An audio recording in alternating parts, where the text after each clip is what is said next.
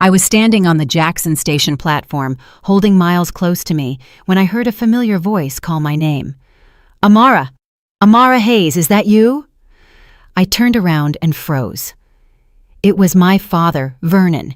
I hadn't seen him in almost 2 months, constantly coming up with excuses why I couldn't visit. I'd cut our phone calls short, citing tiredness and being too busy. Now he was standing right in front of me, and by the look on his face, I knew he saw everything. Welcome to Betty's Stories. I share new life stories here every day, and I'd really appreciate it if you hit subscribe and liked my video. Now, let's jump back into my story. I'm sure you'll love it if you keep listening till the end. He saw my worn-out puffer coat with the pocket that had ripped open, the cheap boots with the thin soles I'd bought off the internet, Miles in a snowsuit that was clearly too small for him, my own gaunt face, the dark circles under my eyes, and my hands trembling from exhaustion and fear. "Dad," I managed, attempting a smile, but my lips betrayed me and just started shaking. "Why are you at the subway station?" my father asked, walking closer, his eyes scanning me with deep concern. "What about your car? I bought you that new Kia Forte for your birthday just last year. What happened to it?" "I sold it." I looked away. "I needed the cash." "For what?" My father's voice tightened. "Amara, what is going on? You look like you've been run ragged. Why aren't you answering my calls? And where is Darnell?" I felt the tears start to well up. For 2 months I had held it together. 2 months of silence, fear, complying with every demand, handing over money, enduring the insults, and living in constant dread. Now, looking into my father's eyes, I knew I couldn't do it anymore. "Dad, let's go somewhere private," I whispered. We walked into the Corner Bistro, a coffee shop near the station.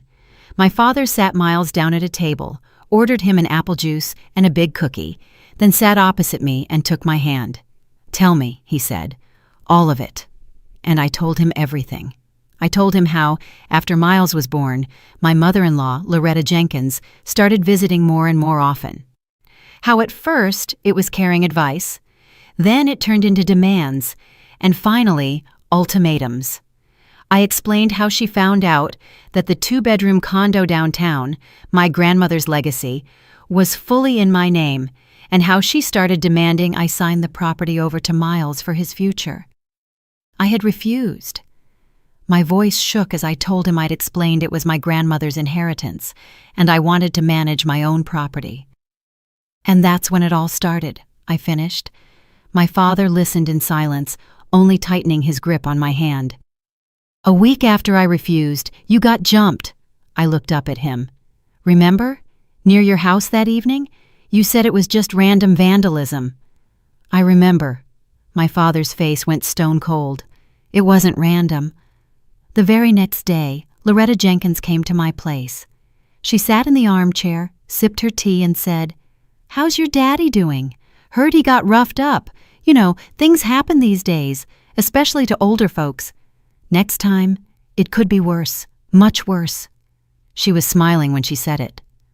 My father went pale. I watched the muscles in his jaw clench, but he remained silent, letting me get it all out. I was scared, terrified, but I still refused to sign. "Then Darnell showed me a video," I continued. "It's me, supposedly screaming at Miles, shaking him, saying awful things. It's edited, Dad. They cut pieces from different moments, spliced them together, and removed the context, but it looks terrifying. They said they would send it to Child Protective Services, CPS, if I didn't sign the papers, that they would take Miles and prove I'm a bad mother." "Those monsters," my father said aloud. The first time he'd spoken the rage that was boiling inside him. "That's not all." I wiped away tears. Loretta used some contacts to get copies of my corporate documents and financial reports from my job, and she forged them. She made it look like I was stealing money from the company. The numbers are changed, the signatures are faked. It all looks exactly like me. She said if I didn't comply, she'd send those documents to my boss and the police. I would be locked up and Miles would be gone. My father closed his eyes, taking a deep breath. "Keep going." They demand my entire paycheck, every last dime. Darnell takes my bank card the day I get paid, pulls everything out, and hands it over to his mother. They leave Miles and me just $75 a week for food, transit, daycare, everything. I stop buying new clothes for myself. I wear what I have. I get Miles's clothes from cheap online outlets. Sometimes I borrow money from coworkers just to eat and feed my son. The car, they forced me to sell it too. They told me to sell it and give them the cash. I sold it for $8,000 even though it was worth $12,000. Loretta Jenkins took all of it. She said it was the first installment for their silence. Where is Darnell in all this? My father's voice was icy. He's completely on his mother's side. He says I should be grateful they haven't taken Miles and that I need to listen, or it'll be worse. He controls my phone and reads my messages. They strictly forbade me from telling anyone, especially you and Mom. They said if they found out I complained, next time you wouldn't just be assaulted. Loretta's brother, Preston, did time years ago. It was his people who jumped you. She told me straight out he can fix any problem. I covered my face with my hands. Everything I'd bottled up for 2 months poured out. The fear, the humiliation, the helplessness. I cried while my father gently stroked my arm, waiting for me to calm down. They still want the condo, I continued. They are pushing me to sign it over to Darnell, and he'll pass it to his mother. They say it's only fair, because I'm living with their son, that my grandmother's condo should be family property. I keep refusing, but they're pressing harder. Last week, Loretta's brother's people just happened to be standing outside Miles's daycare, just standing there, watching. It was a warning. They told me next time they'd walk right inside. Why didn't you tell me? My father gripped my hands tightly. Why didn't you tell me right away? I was scared, Dad. They hurt you once. I couldn't risk them doing it again. Or worse, hurting Mom or taking Miles. They have those forged documents, that video. They have people who won't stop at anything. I'm trapped. I don't know what to do. My father stood up, walked to the window, and stood in silence, looking out at the street. Miles was peacefully eating his cookie, not understanding a word. I stared at my father's back and felt that telling the story hadn't brought relief. The fear had only intensified. What now? What happens when Loretta Jenkins finds out I told him?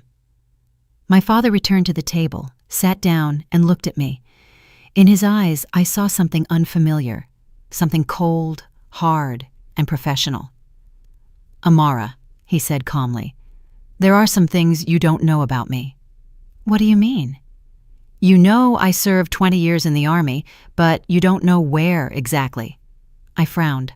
My father had never talked about the details of his service. He only said he served, retired, and started working as a security consultant. I was in Special Operations, Army Intelligence, 20 years of operational work, surveillance, recruitment, threat analysis, neutralizing targets. I know how to collect information people hide. I know how to find weak spots. I know how to plan operations so that the target doesn't even realize they've been trapped until it's too late. I stared at my father with my mouth open. Special Operations, Army Intelligence. My father, who had always seemed like an ordinary, quiet man. I didn't quit that line of work after retirement, he continued. I consult on security matters. I have connections in law enforcement in the agencies. I have people who will help if I ask, and I have skills that you don't forget. Dad, I don't understand. You will now. He leaned closer. Your mother-in-law and her ex-con brother think they're the smartest people in the room. They think they can blackmail, threaten, and intimidate. They chose the wrong family. They touched my daughter and my grandson. That was their biggest mistake. There was steel in his voice. I suddenly understood that the person sitting across from me wasn't just my father. This was a man who knew how to fight, truly fight, not with fists, but with intellect, connections, and experience. What are you going to do? I'm going to solve this problem so they never dare to think about you or Miles again, so that all their threats turn against them. But for that, I need time, and I need your help. What kind of help? You need to act completely normal. Keep handing over the money. Keep enduring the abuse. Don't show that you told me. You must not change your behavior at all. This is critical. They must be convinced you are broken, that you'll stay silent and obey. Do you understand? I nodded, though my insides were twisting with terror. How long? A few weeks, maybe a month. I need to gather intel, prepare the evidence, and plan every detail. We can't rush this. If we mess up, they'll destroy all the evidence and disappear. We have to act precisely, with no room for error. And if they find out I told you? They won't. We won't meet again. And we won't talk on the phone. We'll communicate through a secure messenger I'm going to install for you. The messages will delete automatically. There will be no trace on your phone. Darnell won't find a thing, even if he checks. Dad, I'm scared. I know, but you have to trust me. I won't let anyone hurt you. No one will touch you, Miles, or your mother, I promise. I've handled bigger things than some greedy mother-in-law and her criminal brother. Just hold on a little longer. Can you do that? I looked at Miles, who was smiling at me, his face smeared with cookie icing. I looked back at my father, whose eyes held absolute certainty, and I nodded. I can? Good girl. Now listen carefully. My father took out his phone, installed an app for me, explained how to use it, and taught me how to wipe the logs. He gave me a few pointers on how to handle Loretta and Darnell. The main thing is not to show that anything has changed. You're a broken, scared woman who's ready to do anything to protect her child. That's who you have to appear to be.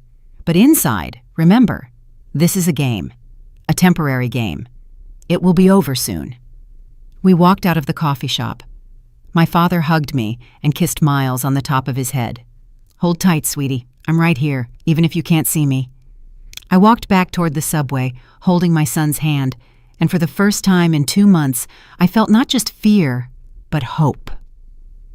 That same evening, sitting in the kitchen of his own condo, my father took out an old notebook and started writing down names, connections, and organizational charts. The plan for the operation was coming together in his head like a puzzle. 20 years in intelligence had taught him to see the full picture. Loretta Jenkins, 60 years old. Brother, Preston, 58 years old. 2 convictions for robbery and extortion. Released 3 years ago. Criminal ties maintained.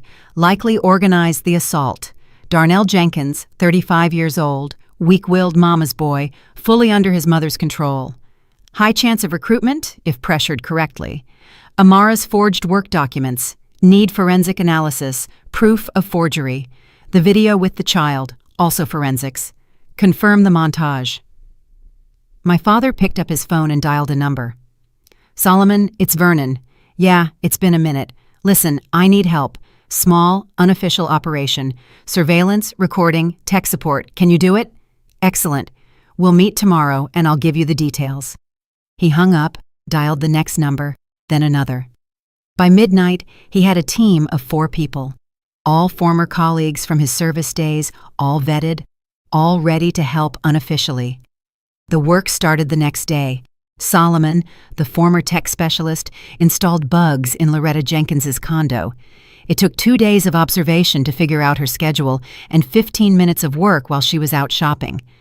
The microphones were so small they couldn't be detected without specialized equipment. They transmitted sound to a recorder in the neighboring apartment, which my father was able to rent through a real estate contact. Andre, a former operative, began surveillance on Preston. Photos, video recordings, meetings. He needed to document all of Preston's movements and contacts. Within a week, a thick folder of material was sitting on Vernon's desk. Owen, now working for a private forensic firm, took on the analysis of the documents and the video. He dissected the fake financial reports in 2 days. Signatures were clearly forged, and the numbers were altered using a graphic editor. The signs of editing were obvious to an expert. The video with Miles was a classic montage. Clips were cut from different moments and spliced together. Owen wrote an official finding that could be used in court. Malcolm, whose police connections were especially useful, started gathering information on Preston's criminal past, convictions, contacts, current activities. It turned out Preston hadn't shed his old habits.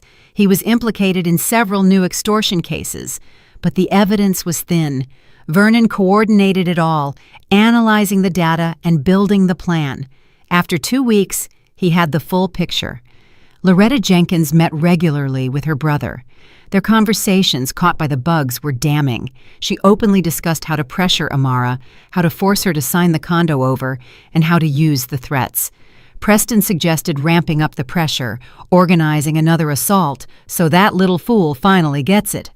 They laughed at Amara, called her a pushover, and discussed how they would split the cash from the condo sale.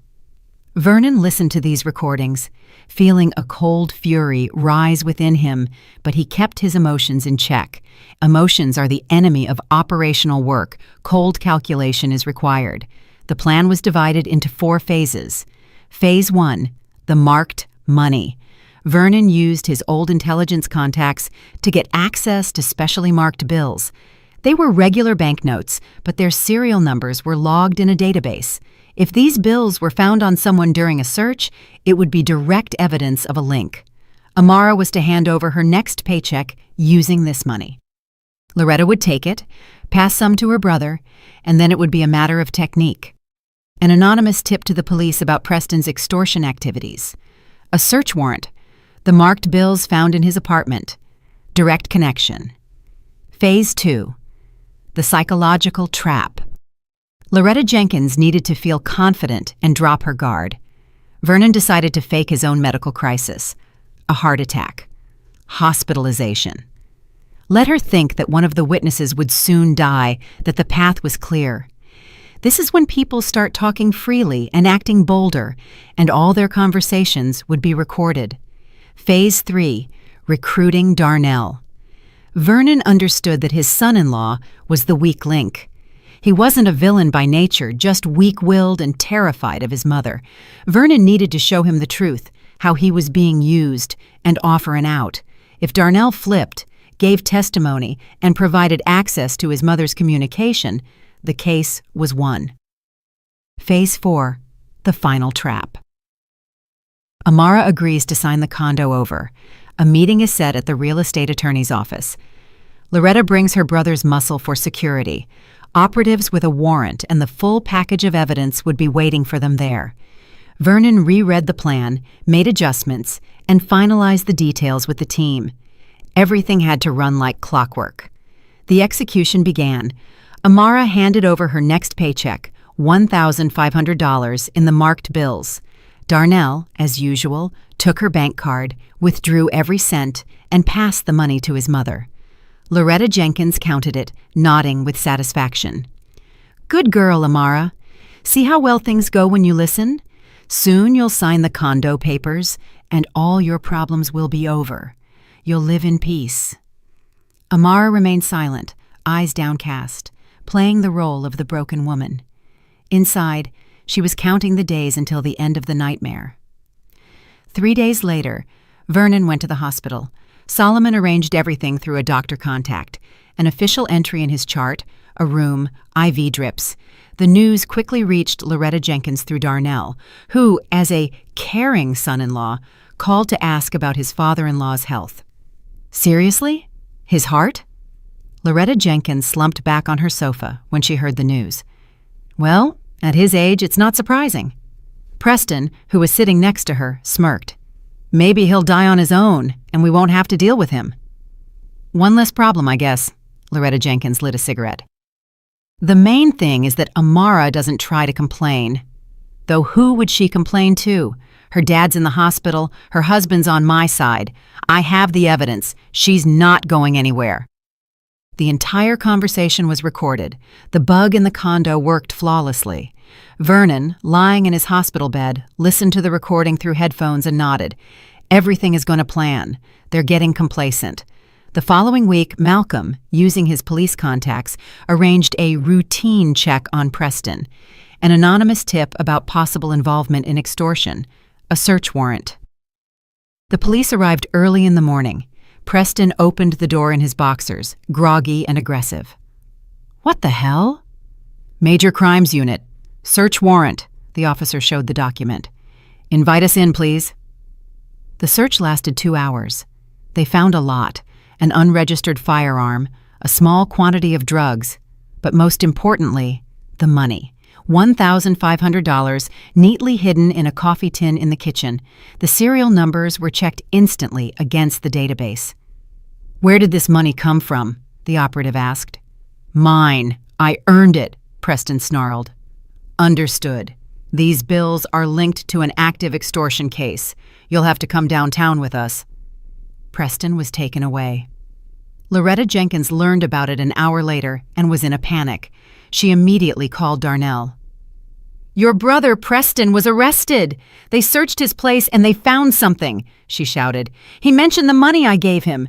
Your wife, did she rat us out?" "No, Mom. She doesn't know anything. She's at home. Quiet," Darnell replied. "Check her phone immediately. If I find out she told anyone, I swear I will—" "Mom, calm down. I'll check." Darnell went home, took Amara's phone, and checked everything. Calls, texts, social media, nothing suspicious. The secure messenger Vernon had installed was hidden so well it was virtually undetectable unless you knew what you were looking for. "It's clean," Darnell reported back. "She hasn't called or texted anyone." Loretta Jenkins calmed down slightly, but her anxiety remained. Preston was under arrest.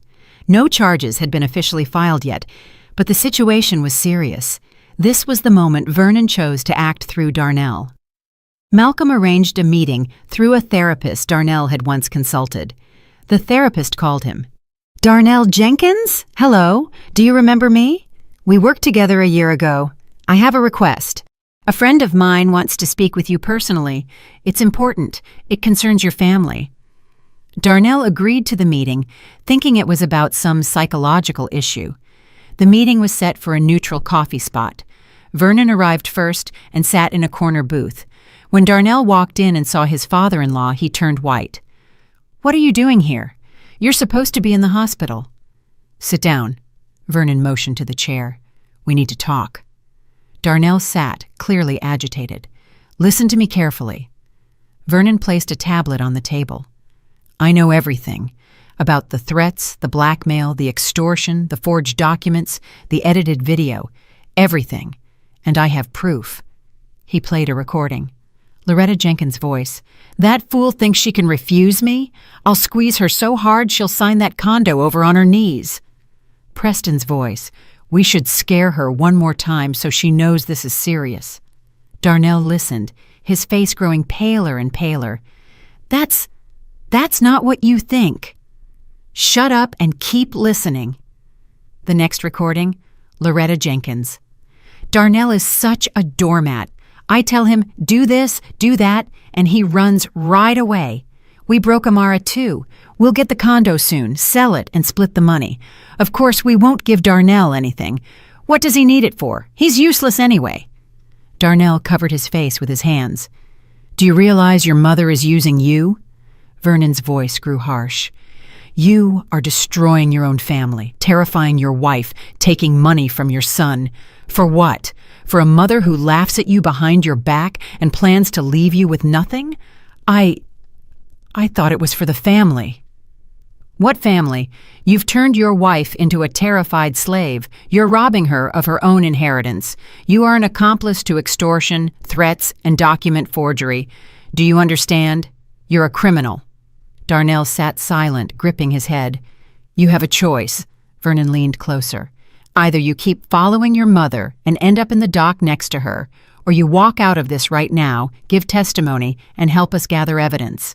Then you have a chance to stay out of jail and try to fix at least something with your son."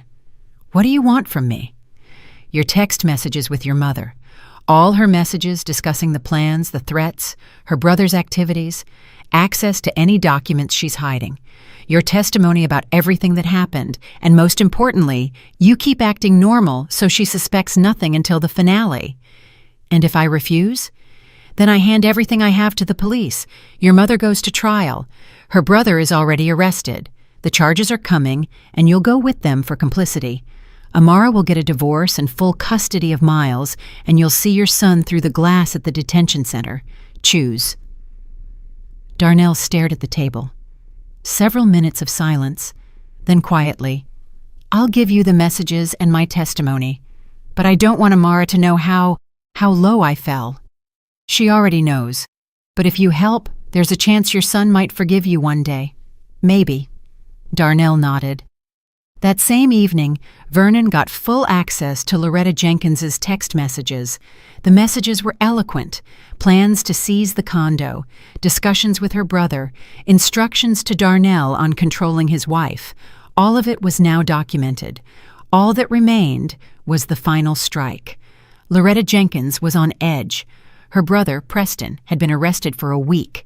The detective was asking uncomfortable questions about the money's origin. She felt the case turning dangerous but couldn't figure out the leak. Amara was quiet, subdued, clearly broken. Darnell was obedient. Vernon was in the hospital, and judging by the latest updates, the doctor's prognosis wasn't good. "Maybe it's time to finalize the condo?" she asked Darnell at dinner. "This is dragging on. You said Amara was resisting?" "Yes, Mom, she's scared. She says it's Grandma's inheritance. She can't just give it away." "Tell her there's no more time to think. She needs to sign the papers this week. Preston's locked up. I need money for his lawyer. We'll sell the condo and get at least $350,000. That'll be enough for me." "What about me?" Darnell tried to keep his tone normal, but inside he was seething with self-hatred. "You'll be fine, don't worry. The main thing is to get Amara to sign, threaten her, say the daycare will find out about the video or that we'll pay your father a visit in the hospital so she understands once and for all." Darnell nodded, recording the conversation on a recorder in his pocket and sending the file to Vernon via the secure channel. Vernon was discharged from the hospital 10 days later. The doctors supposedly permitted home recovery, but forbade any exertion. He deliberately looked weak and drawn when Darnell drove him home. Loretta Jenkins even sent a formal message wishing him health. In reality, during those 10 days, Vernon had coordinated the final stage of the operation. All materials were ready: recordings of conversations, text messages, Darnell's testimony, forensic analysis of the forged documents and video, and data on the marked bills found with Preston. All that was left was to stage the finale to catch Loretta Jenkins red-handed. Malcolm negotiated with the detective handling Preston's case, showing him some of the materials, enough to get him interested, but not revealing all the cards. The detective, an experienced man in his 50s, meticulously reviewed the tapes and documents. "Systemic extortion, threats, document forgery," he murmured, setting the papers down. "This is serious time if we prove everything, but we need a clean fix transaction. What do you propose?"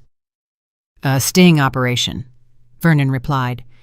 "The victim agrees to sign the condo over. A meeting is set at the real estate attorney's office. Loretta Jenkins will arrive, probably with one of her people. The moment she demands the signature, thinking she's won, your people walk in with a warrant. All the evidence is on her hands, all her words are recorded. The attempt to seize the property is documented." The detective mused. "I'll need a prosecutor's sanction, and the attorney must be in the loop." "I'll find the right attorney. They'll agree to help if we explain the situation. When do you plan to do this?" "In 3 days." "Will you be ready?" "I will." They shook hands. The operation was on the final approach. Amara was in the kitchen when a message arrived from her father on the secure messenger. "Get ready. Tomorrow, tell Darnell you agree to sign the condo. The day after tomorrow, set the meeting with the attorney. It ends in 3 days. Hold tight." She took a deep breath. 3 days. Just 3 days until the end of this nightmare. Her hands shook as she deleted the message. It was terrifying, so terrifying she wanted to scream. But she trusted her father. He wouldn't let her down. That evening, when Darnell returned from work, she said quietly, "I agree. I'll sign the papers for the condo." Darnell froze, staring at her. "What?" "I can't live like this anymore. Let them take the condo. Just let them leave Miles and me in peace. I'm tired of being afraid, tired of starving. Let them have what they want." She spoke with such hopelessness that Darnell, who knew the truth, almost believed her. Amara was good at acting, or perhaps 2 months of fear had taught her that inflection of brokenness. "Are you serious?" He tried to sound normal, though he was inwardly clenching with shame. "Yes, call your mother. Tell her I'm ready. Tell her to set up the meeting with the attorney." Darnell went out onto the balcony and called Loretta Jenkins. She answered after the first ring. Well, Mom, Amara surrendered. She agrees to sign. A pause, then a triumphant laugh. I knew it. I knew that weakling wouldn't hold up. When does she suggest meeting the attorney? The day after tomorrow. Perfect. I'll organize everything. You make sure she doesn't change her mind. And tell her to bring the original condo documents. Everything needs to be ready to process right away. Okay, Mom. Loretta Jenkins hung up and immediately dialed another number. Vernon, listening through the bug in her condo, started recording. Hello, Solomon. It's Loretta. Listen, I need your help the day after tomorrow. Need you to come to a real estate attorney's office. Keep an eye on a transaction. My daughter-in-law is signing over the condo. I'm afraid she'll chicken out at the last minute. Will you be there? Just stand next to her so she knows we mean business. Yes, just like last time with her father. Excellent. I'll meet you at the office at 2 o'clock in the afternoon. Vernon smirked. She was driving herself right into the trap. She was bringing a documented enforcer to the attorney's office to intimidate the victim. This was direct evidence of coercion. Couldn't have planned it better. He called the detective. The day after tomorrow, 2 p.m., Ms. Victoria's office, 23 Garden Street. Loretta Jenkins will come with an associate named Solomon, an ex-boxer, history of battery. He'll threaten my daughter to get her to sign. Your people need to enter the moment the documents are passed to the attorney. Got it. We'll be ready. The attorney, Ms. Victoria, was a strict but fair woman. When Vernon explained the situation and showed her the recordings and documents, she immediately agreed to help. I've been practicing for 20 years. I've seen it all, she said. But to so cynically take someone's inheritance through threats, what should I do? Act normal, accept the documents, start the paperwork, ask standard questions. The main thing is to document that your daughter is acting under duress. If Loretta Jenkins threatens her, or her associate starts applying psychological pressure, try to document it with words. Ask Amara if she really wants to sign the condo over, if there are any threats. Loretta won't be able to hold back. She'll start justifying herself or pushing harder. That's when your operatives come in. And if she stays quiet, she won't. I know these types. When they're close to victory, they become overconfident, arrogant. She will slip up. Very well, I'll help. All that remained was to wait for the appointed day. The morning of the meeting, Amara barely slept. Miles woke up early, demanding attention, but she could hardly focus. Her father sent a short message. All set. I'll be nearby in a car across the street from the office. Don't be afraid. You got this. Darnell was tense. He knew his mother was about to crash, but he was still worried. What if something goes wrong? What if she manages to wiggle out of it somehow? At 1:30, they drove to the attorney's office. Loretta Jenkins was waiting by the entrance. Beside her stood a massive guy with a shaved head and a scar on his cheek, Solomon the enforcer. He looked at Amara in a way that sent chills down her spine. Well, finally you came to your senses, Loretta Jenkins smiled smugly. Did you bring the documents? Yes, Amara showed the folder. Excellent. Let's go. They walked into the office. Ms. Victoria greeted them with a professional smile and offered them seats. The office was small, bright, with a heavy desk and shelves of files. A security camera, standard for a real estate attorney's office, was mounted in the corner. All right, Ms. Victoria opened her notepad. You wish to transfer the deed for your condo. Amara Hayes, do I understand correctly that the property belongs to you by right of inheritance? Yes, Amara answered softly. And you wish to transfer it to whom? My husband, Darnell Jenkins. Understood. Is this your voluntary decision? Amara hesitated. Loretta Jenkins instantly cut in. Of course it's voluntary. She wants the condo in her husband's name. That's normal for a family. I'm asking Amara Hayes, the attorney said sternly. Amara, is anyone forcing you to transfer this property? Are there any threats? No. Amara looked at the floor. I want to do this myself. Solomon in the corner coughed loudly, demonstratively. The hint was clear. Ms. Victoria looked closely at Amara, then at Loretta Jenkins, then at the enforcer. Very well. I need the documents. The deed, your license, the marriage certificate. Amara, her hands shaking, took out the folder and placed the documents on the table. The attorney began reviewing them, making notes. Loretta Jenkins nervously fumbled with her purse. The proximity of victory made her impatient. "Will this take much longer?" she finally snapped. "As long as the law requires," Ms. Victoria replied calmly. "Amara, do you understand that after this transfer you will lose all ownership rights to this condo?" "I understand." "And you are ready for that?" "Yes." "Good. Then I need you to read the text of the agreement and sign here, here, and here." She held out the document. Amara took the pen. Her hand trembled so hard she could barely hold it. Loretta Jenkins leaned closer, monitoring every move. Come on, don't drag it out," she hissed through her teeth. Amara made the first signature, the second. She raised the pen over the spot for the third signature and froze. "What is it?" Loretta Jenkins raised her voice. "Sign it." I don't know." Tears fell from Amara's eyes onto the paper. "Darn it!" Loretta Jenkins grabbed her arm. "Are you backing out after everything we discussed? Did you forget what happens if you refuse?" "Loretta Jenkins," the attorney said sharply, standing up, "please calm down. Amara Hayes has the right to change her mind at any time." "What right?" Loretta Jenkins wheeled around to the attorney. "She's backing out. She thinks she can just walk away?" Solomon got up from his chair, taking a menacing step toward the table, silent but threatening. "Young man, sit down," Ms. Victoria ordered, "or I will call security." "Sit down, Solomon." Loretta Jenkins tried to compose herself.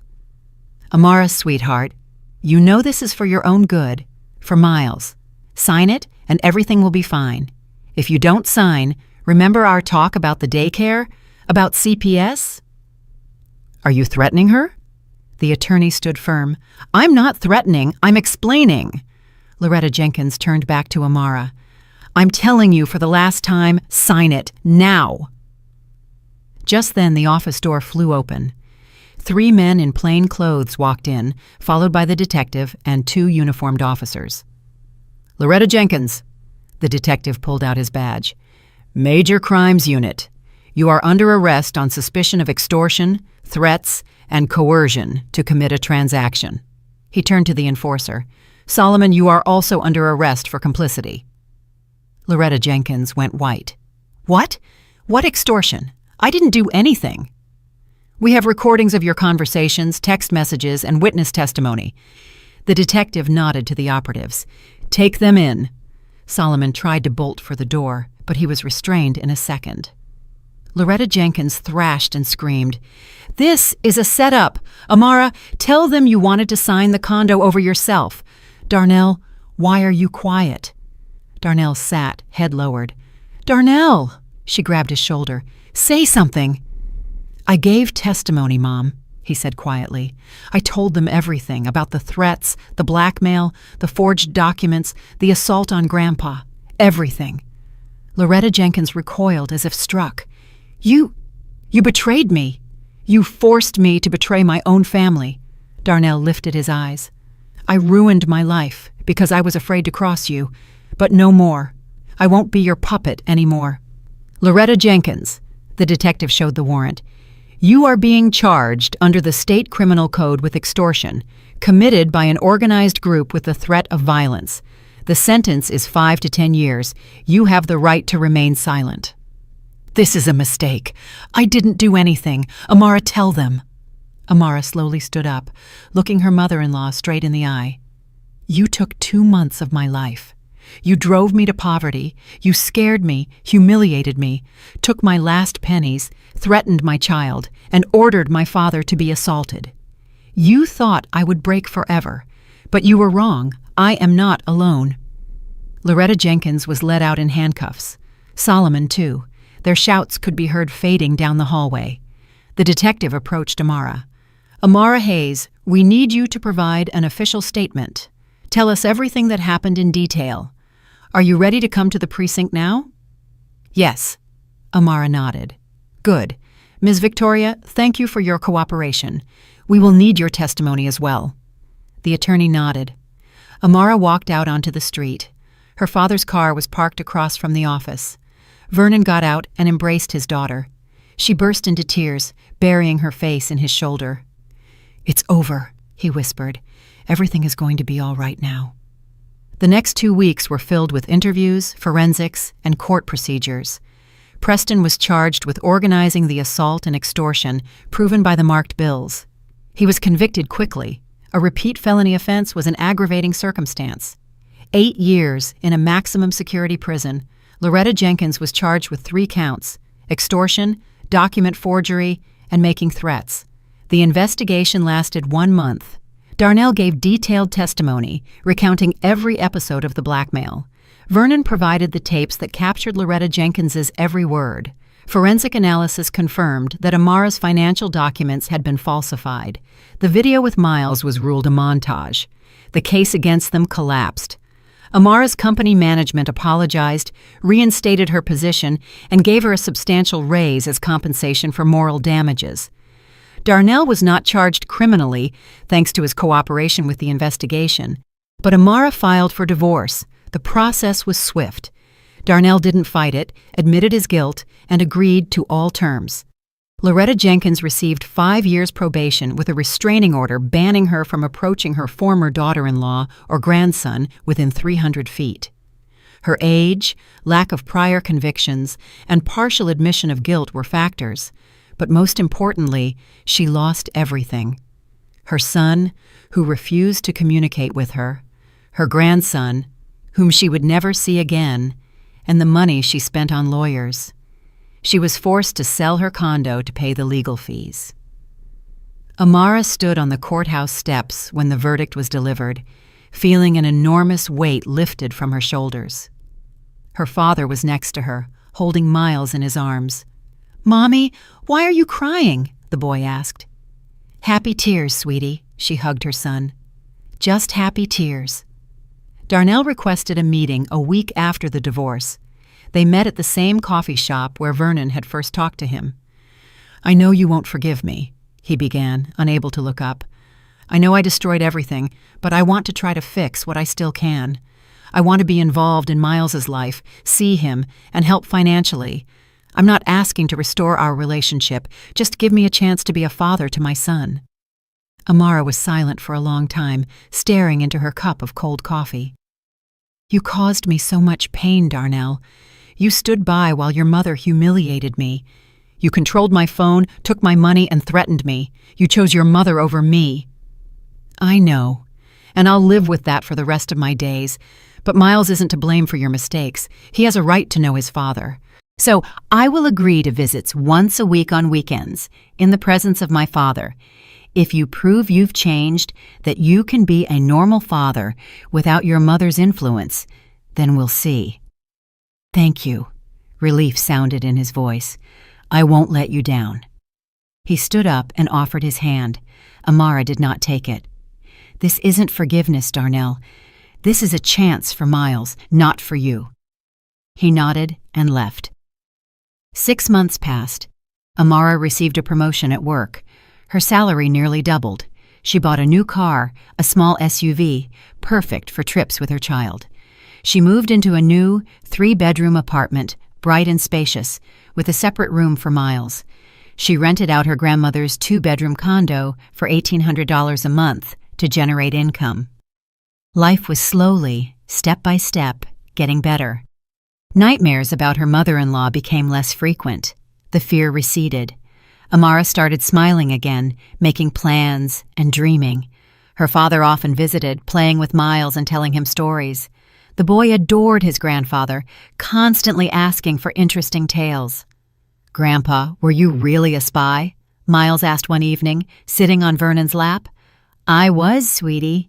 Did you spy on people?" "Not exactly spying. I protected our country from bad guys, and I still protect people." "Who?"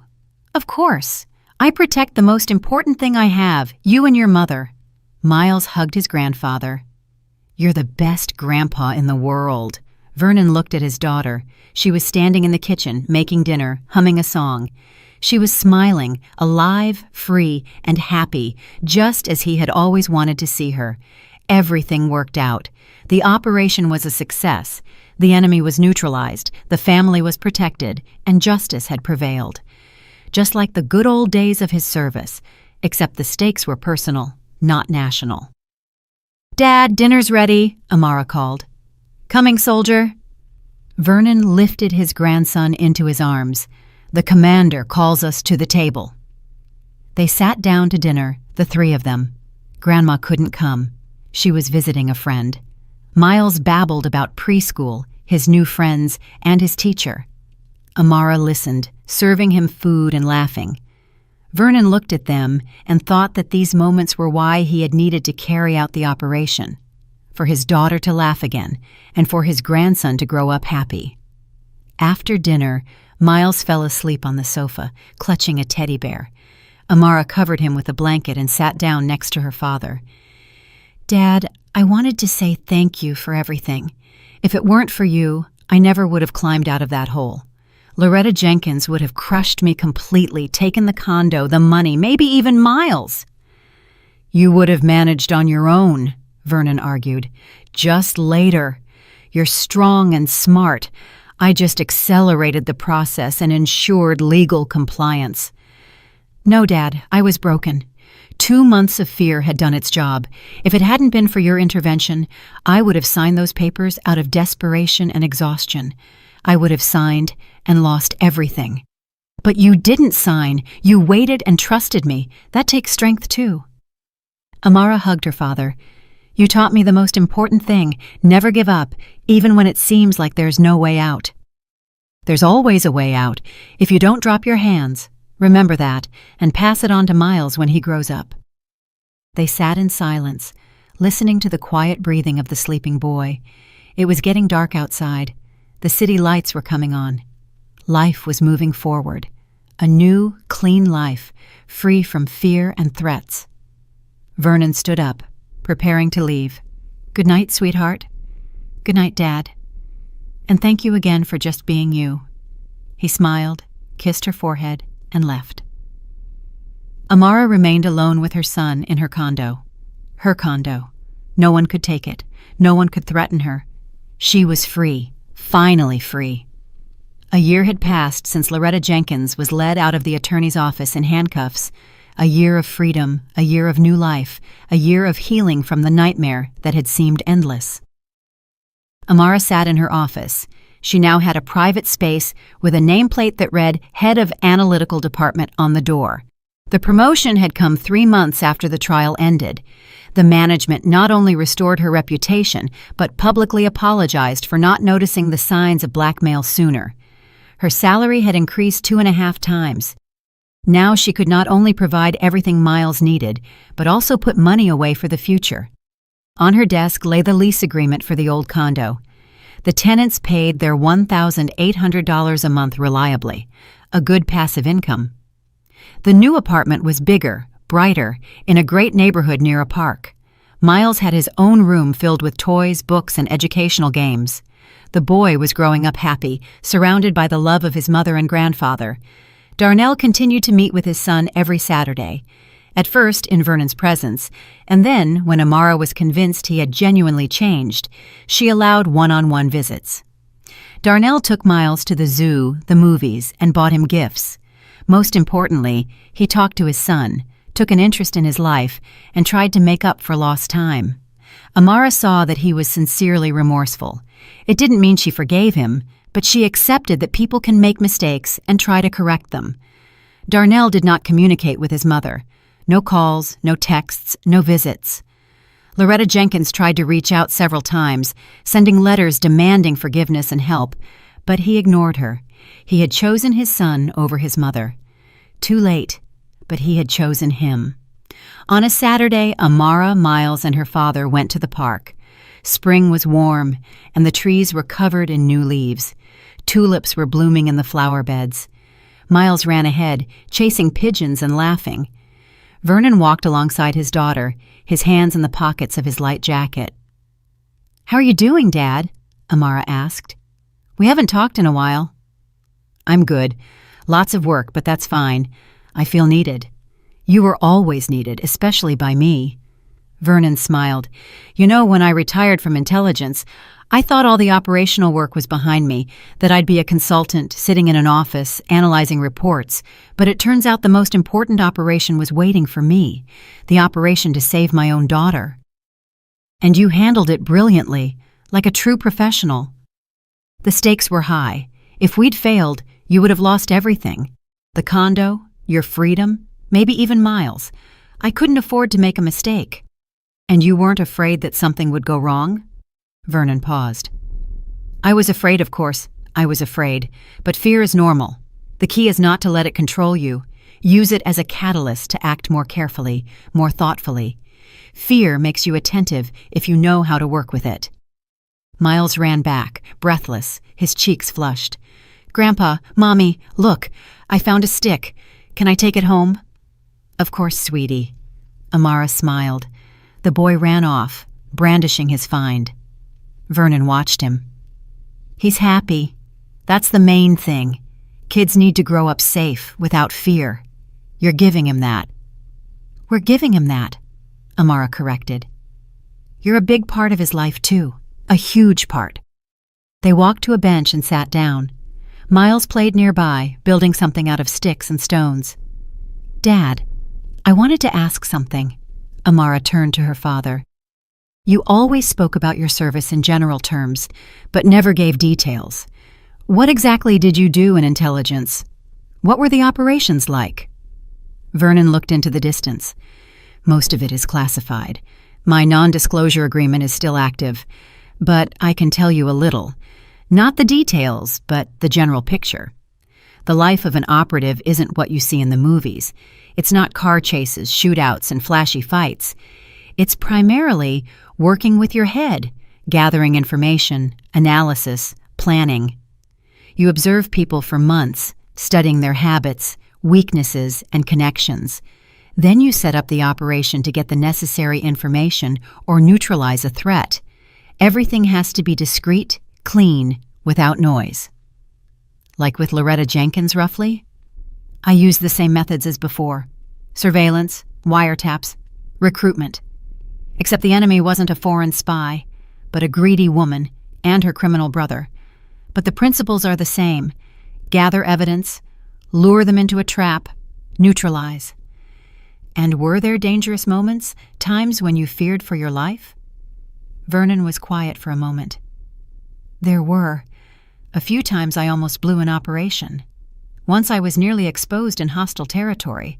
I had to hike out across the border at night, on foot, without papers. Another time, the team I was running was ambushed. 2 men died. The rest of us barely got out. That was a nightmare. You never talked about that. You didn't want to burden the family. Your mother knew the work was dangerous, but I hid the details. Why give her sleepless nights? She worried enough as it was. Amara took her father's hand. You're a hero, Dad. A real hero. For your country back then, and for us now. I was just doing my job.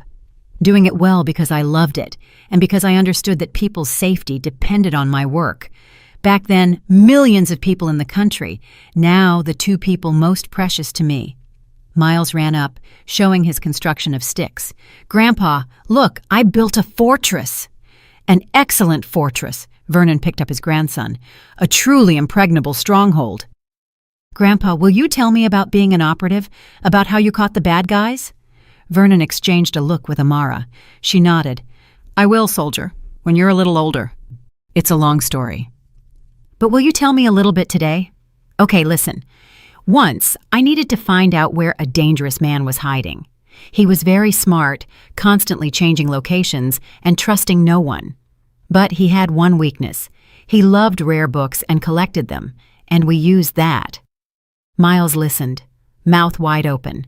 Vernon told the story, simplifying it, removing the dangerous details, turning a real operation into a fascinating tale. Amara listened too, understanding that every word her father spoke was part of a life he had once kept secret.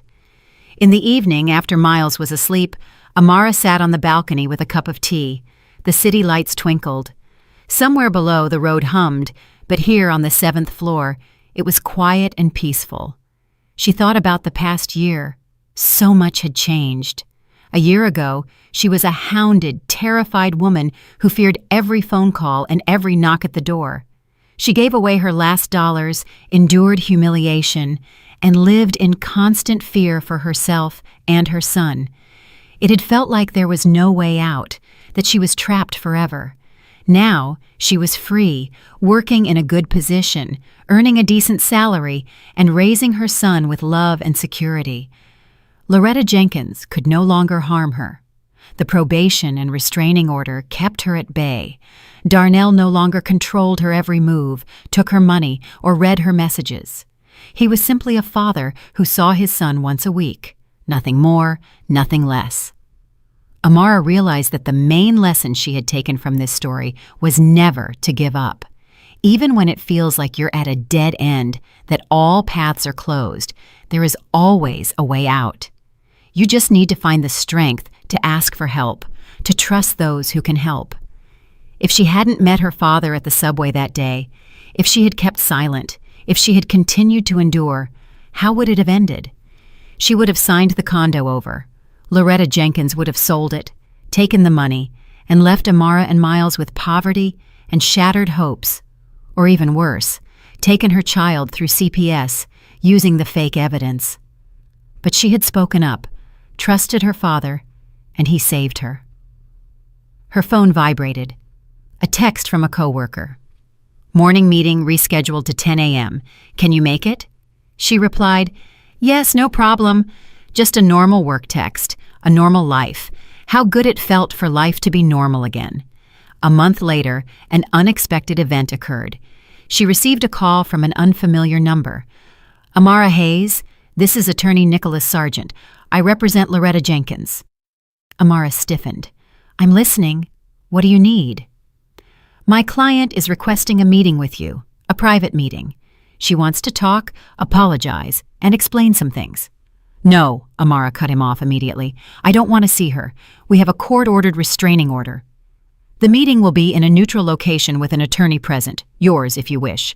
No violation of the order. Loretta Jenkins has acknowledged her mistakes and is undergoing therapy. She is genuinely remorseful and wants to ask for your forgiveness."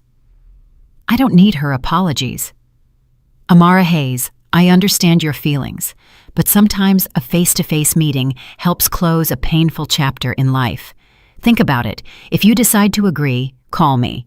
He dictated the number and hung up. Amara sat looking at her phone. A meeting with Loretta Jenkins. Why? To hear more justifications, manipulations, and attempts to play the victim? That evening she told her father, "What do you think? Should I go or not?" Vernon thought for a moment. "That's your decision, but I can give you advice. If you go, it must be for you, not for her. If you need to look her in the eye and say everything you think, go. If you need to close this chapter completely, go. But if you're afraid she'll start manipulating, pressuring, or playing on your feelings again, don't go. You owe her nothing." "I'm not afraid of her anymore," Amara said. "It's strange, but I truly don't fear her. She no longer has power over me." "Then you decide." Amara thought for 3 days. Then she called the attorney. "I agree to the meeting, but only in the presence of my father, and for no more than 30 minutes." Agreed. The meeting was set for the corner bistro. Amara arrived with her father and sat at a table by the window. Loretta Jenkins entered with her attorney. Amara hadn't seen her in a whole year and was startled by the change. Her mother-in-law looked old, truly old. Her hair was graying, her face was drawn, and her back was hunched. She looked every bit her 60 years, maybe more. She was dressed modestly, cheaply, without any of her former polish. They sat opposite each other. Loretta Jenkins looked at the table, not meeting Amara's eyes. "Hello, Amara," she said quietly. "Hello?" Amara kept her voice cold. "You wanted to talk. Please speak." Loretta Jenkins sighed. "I want to apologize for everything I did, for the threats, the blackmail, for turning your life into a hell. I was obsessed with greed. I wanted the money, the condo, and I didn't think about the consequences. I didn't think about the pain I was causing." "You thought about it perfectly fine," Amara countered. "You planned every step, organized the assault on my father, forged documents, and edited a video of my child. These were not spontaneous acts. They were a calculated system of blackmail." "I know. I realize it now. The therapist I'm working with helped me understand how toxic and manipulative I was, how I ruined the lives of my son, my grandson, and you. I lost everything. Darnell won't speak to me. I don't see Miles. The condo is sold. I have no money, no friends. I'm alone. And you want me to feel sorry for you? Amara's voice was steel. No, I'm not asking for pity. I deserve what I got. I just want you to know that I am sincerely remorseful. If I could go back in time, I would never have started any of this. Amara looked at her for a long time, silently, then said, "Do you know the most awful thing about your story? It's not that you tried to steal the condo, not the threats, and not the blackmail. It's that you destroyed a family. You turned your own son into a puppet, stripped him of his will, and forced him to betray his wife. You nearly deprived my son of his mother. You did everything to make 3 people, me, Darnell, and Miles, miserable. For what? For money? For a condo?" Loretta Jenkins was silent, tears streaming down her cheeks. "I can't forgive you," Amara continued. "I went through 2 months of hell. I starved. I was afraid. I cried at night. I thought about ending my life. You drove me to the edge. And the only thing that saved me was my father, the man you ordered to be assaulted." Vernon sat next to her, calm and silent. His presence gave Amara strength. "But," Amara paused, "I release you. I don't forgive you, but I release you. You no longer have power over me. You no longer occupy space in my thoughts. You are the past, a painful, difficult past, but the past. I'm moving forward, building my life, raising my son, and you can live with your consequences." Loretta Jenkins covered her face with her hands, sobbing. "I don't deserve your kindness." "This isn't kindness. This is freedom, my freedom from you. Goodbye, Loretta Jenkins. We won't be seeing each other again." Amara stood up. Her father rose too. They walked out of the coffee shop, leaving her former mother-in-law and her attorney at the table. Outside, Amara took a deep breath. "How do you feel?" her father asked. "Light. Like a heavy burden has been lifted. I said everything I needed to say. I don't need anything else from her." "Good. You acted with dignity." They walked toward the car. Amara glanced back at the coffee shop, where the hunched figure of Loretta Jenkins was visible through the glass. Once, that woman had seemed all-powerful, terrifying, and invulnerable. Now, she was just a pathetic old woman paying the price for her greed. Life continued in its rhythm. Miles started elementary school. Amara chose a good school near home, with strong teachers and engaging after-school programs. The boy loved math and joined the chess club. His grandfather taught him to play, explaining that chess was like operational work. You had to plan several moves ahead and predict the enemy's actions. Darnell continued to meet with his son. Gradually, their relationship improved. Miles got used to having a father who came on Saturdays but lived separately. It became the new normal. The child didn't ask extra questions. He accepted the situation as it was. Amara sometimes encountered people at work who asked, "Why aren't you married? You're so beautiful, smart, and successful." She smiled and answered, "I'm happy just the way I am. I have my son, my father, and my work. I have enough." And it was true. She didn't feel the emptiness of loneliness.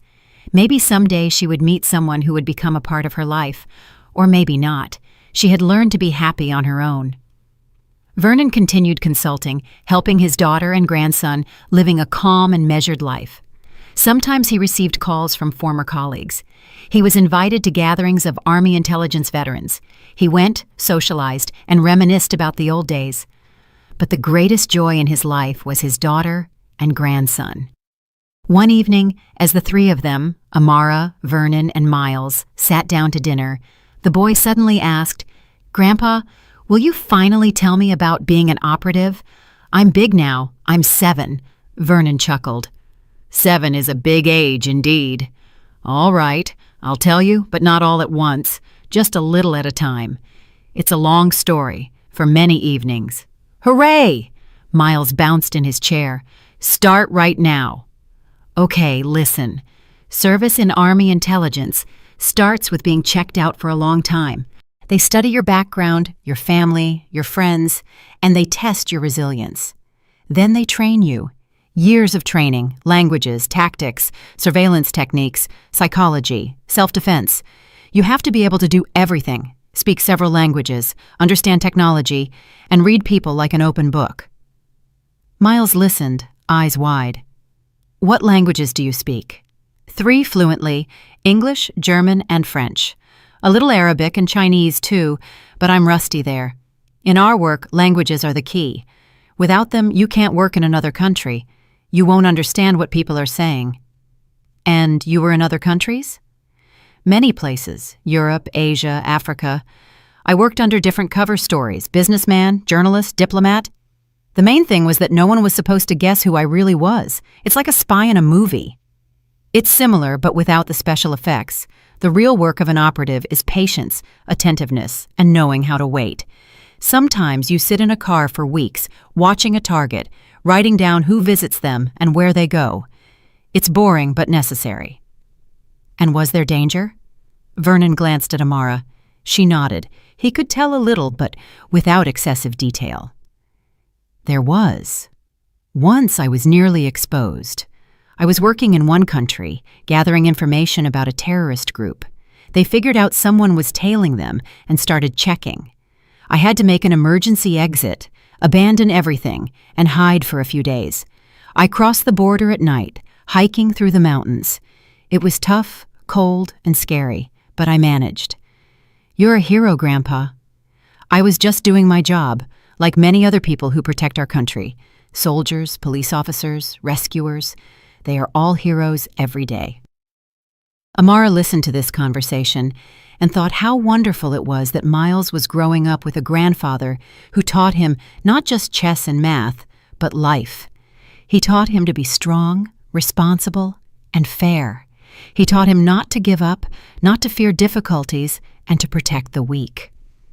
After dinner, when Miles was asleep, Amara and her father sat in the kitchen drinking tea. Dad, thanks for the story. Miles loved it. He needs those kinds of stories. Boys need to grow up understanding that there are real values. Honor, duty, protecting loved ones. Not money, not power, but those things. You're raising him right. I worry sometimes that I spoil him, that I'm too soft. You're an excellent mother. Strictness and softness must be in balance. You love him, you care for him, but you also set boundaries. That's right. Amara poured tea. You know, sometimes I think, what if I hadn't met you at the subway that day? What if I had stayed silent and continued to suffer? No need to dwell on what might have been. You met me and you spoke up. That's the key. You weren't afraid to ask for help. Many women stay silent, afraid, ashamed, thinking they can handle it alone. And then it turns out to be too late. That's why it's important to talk about it. If any of your friends find themselves in a similar situation, you now know you must act, find help, and not stay silent. Silence is the aggressor's ally. Amara nodded. I'll remember that. They sat in silence, listening to the wind outside the window. The city went on with its life. Millions of people solved their problems, rejoiced, grieved, loved, and argued. Normal life. And Amara was grateful for that normality, for being able to sit peacefully at home, not fearing a knock at the door, for being able to plan the future without worrying about giving away her last dollars, for her son growing up happy, and for having her father nearby, who would always protect her. Several more months passed. One evening, Miles was doing homework, and Amara was making dinner when the phone rang. An unfamiliar number. Hello, Amara Hayes. This is Attorney Nicholas Sargent. We met a year ago. Amara tensed. I'm listening. I'm very sorry to deliver this news. Loretta Jenkins passed away last night. A heart attack. I'm calling because she left a letter. She asked me to give it to you if anything happened. Amara froze. She died? Yes. The funeral is the day after tomorrow, if you want to come. Although I understand you likely won't. No, I won't come. Can you email the letter to me? Of course, please dictate the address. Amara dictated it, said goodbye, and hung up, sitting down on a chair, trying to process the news. Loretta Jenkins was dead. The woman who had caused her so much pain no longer existed. She didn't feel joy, but there was no pity either, just emptiness. That chapter was finally closed. That evening, after Miles was asleep, she opened her email. The letter had arrived. She opened the attachment and began to read. Amara, if you are reading this letter, it means I am gone. I want you to know a few things. First, I was genuinely remorseful. Our meeting at the coffee shop was not an act. I realized how awful I had been. Greed blinded me. I lost my humanity. Second, I am proud that you did not break. You turned out to be stronger than I thought. You found a way out and protected yourself and your son. That deserves respect. Third, forgive Darnell. He became the way he was because of me. I raised him to be weak, dependent, and I didn't teach him to be a man. That is my fault. He is trying to change. Give him a chance. Fourth, tell Miles that his grandma loved him. In her own way, a wrong, toxic way, but she loved him. Please don't let him remember me as a monster. And finally, you deserve happiness. Don't be afraid to trust people again. Don't be afraid to open your heart. Not everyone is like me. There are good people. Your father is proof of that. Goodbye, Loretta. Amara finished reading the letter and closed her laptop. She sat for a long time, staring into the darkness outside the window. Then she said quietly, Goodbye, Loretta Jenkins. May you find peace. And at that moment, she felt the last thread connecting her to that nightmare break. Now, everything was truly over. 2 years later, Amara was standing in the kitchen of her new condo. They had moved to an even more spacious home, a 4-bedroom with a park view. Miles was in 3rd grade, an honor roll student and winner of math competitions. Darnell met with his son regularly. Their relationship had become warm. He had married a 2nd time and had another child. Amara was happy for him. Everyone deserved a second chance. Her father lived nearby and stopped by almost every day. He had turned 60, but was energetic, active, and full of life. He recently wrote a memoir about his time in intelligence, without the classified details, of course, but with a wealth of interesting stories. The book had become a bestseller. Today was a weekend. The whole family had gathered for lunch. Amara, Miles, Vernon, and Amara's mother. The table was set, smelling of delicious food. Outside, it was sunny spring. Grandpa! Miles pulled a medal from his backpack. Look, I won the chess tournament. Way to go, soldier. Vernon took the medal and examined it. I knew you could do it. Remember what I told you? Chess is mental training. The one who can think several moves ahead wins. I remember, and I thought the way you taught me. Amara looked at this scene and felt complete happiness. Her son was healthy, smart, and happy. Her father was nearby, wise, strong, and loving. Her life was filled with meaning, work, and love. The nightmare was long in the past. It had no power over the present. After lunch, they went for a walk in the park. Miles ran ahead. Grandpa and Mom walked slowly behind. Vernon put his arm around his daughter's shoulders. Are you happy? Yes, Dad, very happy. I'm glad. That's all I ever wanted, for you to be happy. They walked along the path. The sun shone through the leaves of the trees. Birds sang. Children laughed somewhere in the distance. A typical spring day, a typically happy life. Miles turned around. Grandpa! Mom! Come on, faster! I want to show you where the squirrel lives. They quickened their pace and caught up with the boy. The 3 of them walked further into the park, and Amara thought that this was true happiness. Not money, not condos, not careers, but these moments when you are with the people you love most, when the sun is shining, and when there is peace and stillness inside. She had been through hell, but had emerged from it. She hadn't broken. She had become stronger. She had learned not to be afraid to ask for help, not to be ashamed of weakness, and to trust her loved ones. And, most importantly, she had learned to forgive, not Loretta Jenkins, but herself. For enduring, for staying silent, for being afraid. Now she knew she was stronger than she thought, and those who would protect her would always be by her side. Life moved on, a beautiful life, full of hope, and there was so much good still to come. I'm really glad you're here and that I could share my story with you. If you liked it, show me by liking the video and subscribing to my channel. Let's see how many of us there are. Write in the comments which city you're watching from and what time it is. I'm so curious to know where all you wonderful people are tuning in from. If you want to support me a little extra, you can also send a small donation. I share new life stories for you every single day. And now, 2 of my most popular stories will pop up on the screen so you can choose what to watch next.